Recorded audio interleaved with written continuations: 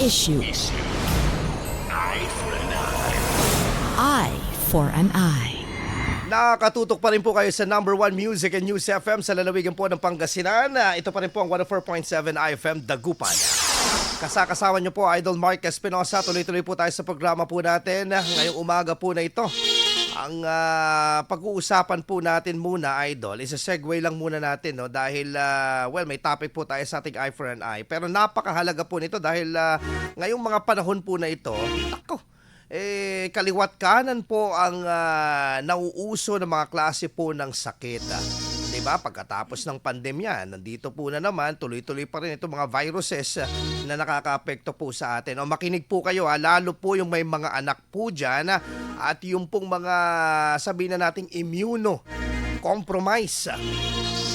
Yung may mga problema po sa kanilang kalusugan na madalas ka bang sipunin, madalas ka bang umuwin. Nako, ito pag-usapan po natin.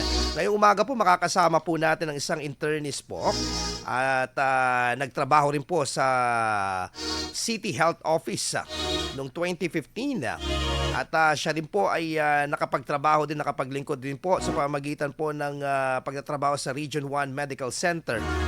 Sa 3 taon po niya ng residency doon at naging consultant po ng mga sumunod na taon. At ngayon nagpapatuloy po sa kanyang private practice bilang internist. Walang iba kundi si Doktora Jalice Jajak Kayabyab. Pabatiin muna natin, masanto sa kabusan na Doc. And good morning po. Masanto sa kabusan mo, Idol Mark. At syempre sa lahat ng listeners, good morning po sa inyong lahat. Opo. Doc, ito po pinag-uusapan po natin itong tungkol po sa sakit na pneumonia at saka po itong influenza. Okay. And recently, katulad nung kanina, before tayo mag-umpisa, na bahagi pa nga po ninyo na mga kilalang tao. Yes. Hindi lang dito sa Pilipinas, kundi sa buong mundo ang naapektuhan nitong pneumonia at unfortunately, ay kinamatay nga nila. So ano po ba itong itong usong-uso po na ito po, mayaman man, mahirap man, bata, matanda, talagang apektado po nito. Bilang isang medical practitioner po, ano po ba itong pagkakaiba nitong influenza at saka ito pong pneumonia? Ayan, Idol Mark. So nasabi nyo na nga, talagang naaapektuhan lahat ng ating mga tao, kagaya ng mga mayaman, mahirap. Ang isa na dyan si Barbie Sue o ang mas kilalang si Sanchay, na namatay nga daw sa influenza-induced pneumonia. So ano nga ba ang kaibahan? So ang influenza po or ang tinatawag na trangkaso ng mga layman. So ang nagkukos ho ng infection na ito sa baga ay ang mga virus. So paano nga ba natin nakukuha itong virus? Isa ho ay kapag kunwari meron ho tayong mga nakakasalamuha na biglang uubuhin or bigla hong kahit man lang mag-sneeze or bumahing sa harapan natin, ay posible na ho na makatch natin yung infection. So ang mga sintomas ho nito ay ang paglalagnat, pagkakaroon ng sore throat, or pananakit ng lalamunan. Colds or ang sipon. So yun po, no? So ito ho ay self-limiting, bilang virus ho ang nagkukos. Ibig sabihin ng self-limiting, kusa po itong mawawala kung malakas po ang ating immune system. Kaya lang ho, sa mga immunocompromised or yung mga pasyente na may mga ibang sakit, or kahit yung mga elderly, usually mga age more than 65, or yung mga bata na less than 2 years old na mahina pa ang resistensya, ay pwede pong magkaroon ng komplikasyon or pwede hong lumala. Ito naman ho, ang pwedeng mangyari ay ang pneumonia, which is a different form naman din, ibang klase ho ng lung infection din. Ang inaapektuhan din ho ay ang baga, pero dito ho, nagkakaroon ho ng pagmamaga or inflammation ho ng ating lungs. So pagdating po sa sintomas, halos pareho ang sintomas, magkakalagnat, magkakaubo, pero pwede nga hong humantong sa mas malalang klase din ng pneumonia. So pwede hong magkaroon ng shortness of breath or paghirap sa paghinga ang ating mga pasyente. Opo, progressive po itong itong pneumonia, palala ng palala ito minsan kapag mapapabayaan, Doc. Yes po. Lalo ho kapag yun nga ho immunocompromised or yung may mga ibang sakit kagaya ng may mga diabetes, may mga high blood, may mga heart condition, at yung mga elderly or yung mga senior citizens po natin very prone. Lalong-lalo na ho kapag ang weather ay malamig. Parang ngayon ho, Yes. minsan ho biglang umiinit. Yeah, Tapos sobra. bigla namang sobrang lamig. Lamig pag So madaling isa araw. po yan, opo. Mhm. Isa po yan na nagkukos ng pagkakaroon ng mga ganitong klaseng sakit. Doc, yung may mga iba nagsi-self-medicate. Ang sabi nga nila, lagnat lang to, sipon lang to. Pero kailan ba dapat yung time na kailangan mo nang mag-seek ng medical professional consultation? So tama po dyan, Idol Mark, no? So may mga iba nga nagsi-self-medicate. Though may mga gamot na over the counter, ibig sabihin nabibili natin ng busa kagaya ng mga paracetamol, kagaya ng mga ibang mga para sa sipon, mga colds remedy. Correct. The only time na magko-consult kayo ng doktor is kapag kunwari na-take nyo na yung mga gamot na yon, pero ganun pa rin, may mga sintomas pa rin, or kung lumalala pa rin yung mga sintomas ninyo, ay syempre dapat talagang kumonsulta na po tayo sa mga doktor. Kasi baka may mga ibang gamot na kailangan pong ibigay sa inyo. Na mas talaga makakatulong. Opo. Kasi kagaya ho ng sa pneumonia, kung talaga hong pneumonia ang nararamdaman po natin, mangangailangan po tayo ng antibiotics. Kasi may ho panghihina yan, di ba, Doc? Yes. Kasi I saw yung condition ng lola ko noon na talagang nag-suffer din sa pneumonia. Anyway, do we have any vaccine in our city? Kasi kayo po, nagtrabaho kayo sa CHO, nagtrabaho kayo sa Region 1 Medical Center. Do we have any available vaccine in our city? Yes po. Actually, kakatapos ng rollout ng flu at pneumonia vaccine sa ating mga health center at sa ating mga barangay health center. Flu vaccine at pneumonia vaccine ho ang available po sa ating syudad na niro-roll out po nila. Nung kayo po nagtatrabaho po sa CHO po noon, ano po ba yung mga preventive measure po na ginagawa po or kayo mismo ina-advise nyo sa inyong mga nagiging pasyente, Doc, para at least makatulong, makaiwas sa mga ganitong klase po ng mga sakit po? So actually, napakasimple lang. Ang unang-una, yung laging sinasabi at tinuturo din natin sa mga bata, ang laging paghuhugas ng kamay.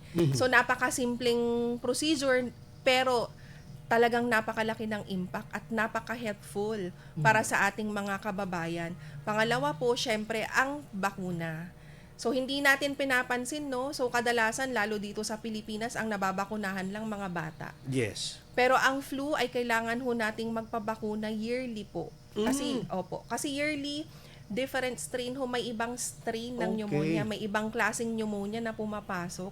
Kaya dapat ho na-update ang ating flu vaccine ng taon-taon. Pangalawa, ang pneumonia vaccine. Though ang pneumonia vaccine ay binibigay sa mga elderly, sa mga senior citizens, especially mga age more than 65, sa mga pasyente na may mga ibang karamdaman, kagaya ng high blood, kagaya ng diabetes, kahit po mas bata kayo sa 65 years old, ay mas mainam kung magkaroon po tayo ng pneumonia vaccine. Ayun. Pero ano po ba, may mga dapat isaalang-alang bago magsumalang sa pneumonia vaccine, Doc? Like for example, you need to maintain a condition na dapat wala kang sipon, ubo, nilalagnat, mga sa time na magpapabaksin ka? Opo. So ideally, hindi dapat wala ho tayong mga dinaramdam bago ho tayo bakunahan, no? Okay. So sa mga may sipon, may lagnat, may mga ubo, ipagpaliban muna natin ang pagbabakuna.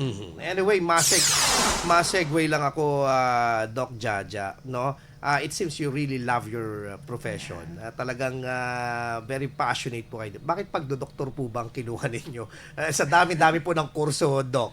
So yan nga, no, madalas natatanong yan. Ano yung pre-med, course? Nursing. Nursing. Talagang inline. Opo.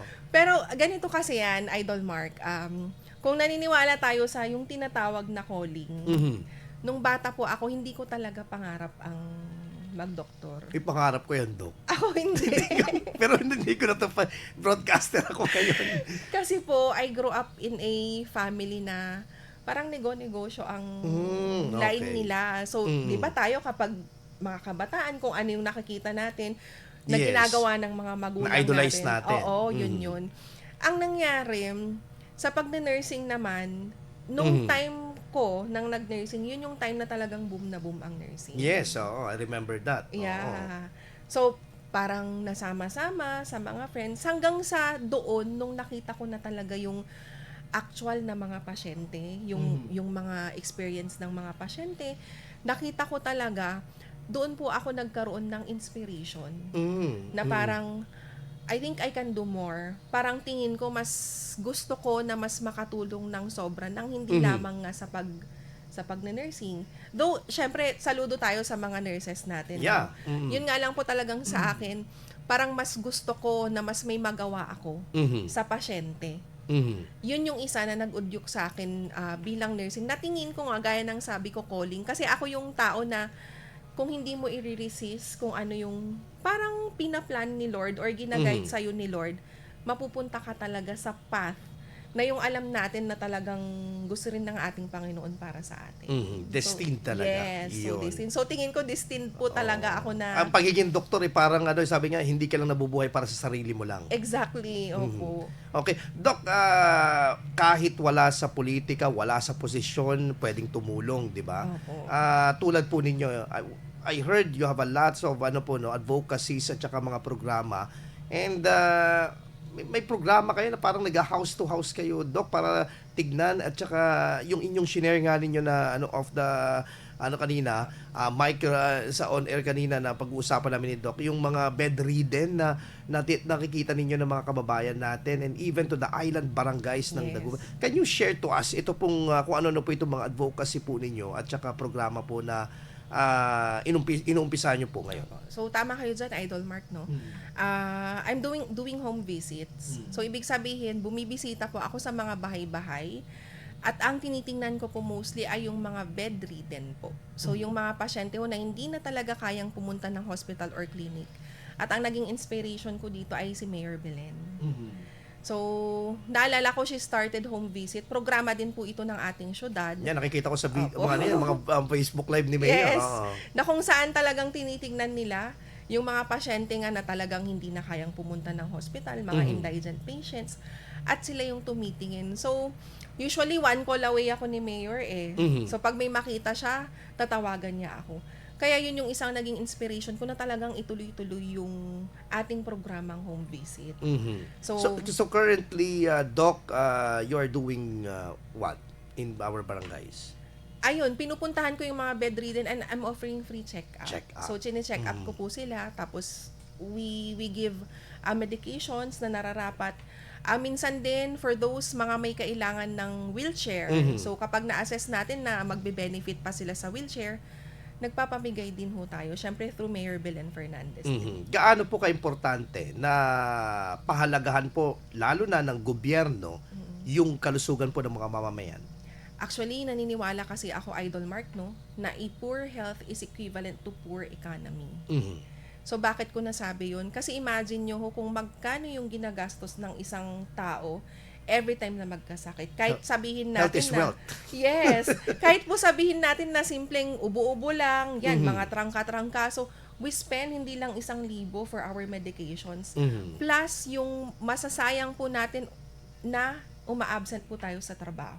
Imagine kung magkano yung kinikita mo sa isang araw, loss mo na yon, and also loss ng mga company din na mga ina-absentan, no? Kasi nagkukulang sila ng manpower. So, kulang ng manpower means hindi rin ganun ka-productive yung kanilang company, kung ano man yung trabaho na pinasukan. So, para sa akin, sobrang halaga ng napahalagahan nga ang ating mga kalusugan. Okay, given na napakahalaga po kasi health is wealth, ubus talaga ang kayamanan mo kapag Yes. nagkasakit ka talaga, Totoo. di ba? So, ano po ang pwede niyong maipayo sa mga dagupenyo na nakikinig po ngayon, mga idol po natin, sa usapin po ng kalusugan? Una siguro, sa mga nasa posisyon, at the same time, yung ating mga pangkaraniwang mga kababayan, in terms of this aspect po, yung kalusugan. Apo. So, sa mga nasa posisyon, no, actually maganda nga yung mga programa na ang gaya ng gusto kong mangyari per barangay level. So, as early as sa barangay pa lang, nakikita na natin kaagad kung ano yung mga pangangailangan ng ating mga barangay in terms of health. Kasi prevention is better than cure pa rin. So, yan, Tama. isa po yan, yung pagkakaroon ng vaccine rollout. Pangalawa, kahit simple education lang sa ating mga mamamayan ng yung tamang paghuhugas ng kamay, yung mga pwedeng gawin para mai-prevent yung mga sakit. Napaka-basic, napaka-simple, kagaya din ng pag-inom ng maraming tubig, it helps us a lot. So, simpleng mga ganun lang ho, ang isang pwede nating gawin para kahit papano ma-prevent or maiwasan natin yung mga iba't ibang klaseng sakit. Isa pa ho, syempre sa mga may mga maintenance, so sa mga may mga sakit na may mga iniinom na gamot, reminders lang din no sa mga yan na dapat po talagang iniinom nila araw-araw yung mga maintenance. Yung iba po kasi ang mindset, wala na akong nararamdaman. So ititigil ko na itong gamot. Ayun. Oo. So tingin ko din talagang health education, isa sa pinaka-importanteng talagang gawin natin no para kahit papano ma-educate ang mga tao sa importance nga ng mga ganong napaka-basic at napakadaling gawin lang sana. Kaya lang dahil nga hindi sila masyadong na-educate, mukhang napapabayaan. Yan. Alam mo nyo, sa pag-uusap namin ni Doc Jaja, parang kailangan na kailangan talaga yung may ano talaga, inline talaga, expert talaga sa pangkalusugan. Yung pong mga ganitong klaseng usapin, particularly kapag ang pinag-uusapan po natin sa mga legislatura, di ba? Yung mga resolutions ng mga inaano. Yung mga ganitong klaseng consultation or advice coming from the medical expert talaga. So anyway, any announcement po, Doc, sa inyong pag-iikot? Saan po ba kayo iikot pa? Ano pa ang gagawin po ninyo, Doc Jaja? Actually, meron din akong yung minor surgery. Oh, wow. So, sa lahat po ng mga nangangailangan ng minor surgery, yung may mga maliliit na bukol-bukol lang. Actually, I also give free through the help of my friend Dr. Harry Tandok. And of course, tuloy-tuloy pa rin po ang home visit. No? Meron din po pala akong Facebook page, Doc Jaja Kayabyab, and I also give free consultations. Syempre, yung mga consultations lang na talagang it does not entail yung kailangan makita ko yung pasyente. Anyway. So, yun. Yeah. So, mga konting advice lang, konting mga tips. You can freely message me. Pwede nyo akong i-message sa aking Facebook page, Doc Jaja Kayabyab. Parang telemedicine na, Doc. Yes. So, nauso yan kasi nung pandemic. Pandemic, So, nagkaroon tayo ng idea na possible din po pala na magkaroon ng telemedicine. But syempre, reminders para lang ito sa mga simpleng mga kaso, sa mga malalana na mga sakit, syempre kailangan makita talaga po kayo ng doktor. Maraming salamat, Doc Jaja, sa pagkakataon. Alam nyo, marami kami na pag-usapan na hindi pa kami umi-ere kanina. Kaya nga. Okay, with a very short, thank you for dropping by Yes, and yes. Thank you din po. sharing your expertise sa pagdating sa sa usapin pong medical. Maraming salamat, Doc. Thank you din po. Doc Jalice Jaja Kayabyab, isang internist. Maraming salamat and Idol, tuloy-tuloy tayo sa ating programa.